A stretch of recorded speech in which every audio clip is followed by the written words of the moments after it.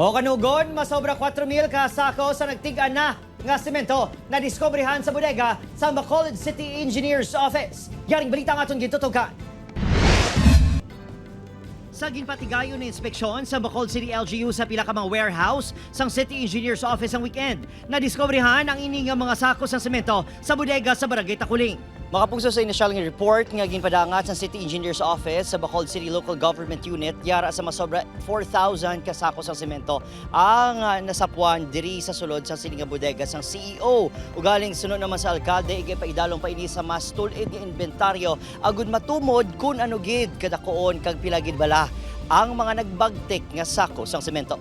Kanugon sang property or sang resources na supposedly igamiton pa for other programs or projects of the city.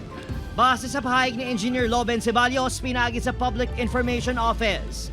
Halin pa sa daan niya warehouse ang mga nagtiriga ng mga semento. I think based on sa ila report years na Mga kaya ang halin pa puno ang iban sa daan niya bodega sa pag-construct Bacolod City College. So kinbanig dito mga along ini nga mga recent naman nagakala damage man niya. Ginpadulungan sa news team si Engineer Ceballos sa opisina apang nagpaiway ini nga maghatag sa pahayag na tuoy sa rason kung nga nagtiga ang mga semento. Apang ginkumpirma sini nga ginpadala na siya sa notice to explain. Nagmando ng alkalde nga imbestigaran kung nga nagtiga ang mga semento nga wala nagamit. Apat ka mga personnel sa idalom sang CEO ang papanaugan sang show cause order angot diri. Our position is we will follow where the evidence will lead us. Sunod sa team leader sa Public Order and Safety Office nga nagabantay sa bodega, madugay na kuno nga nakastock ang semento sa lugar. Dugay na bro, mga pila na ka-years ko ro. Ba't kami kabalo kung pila ka-years na.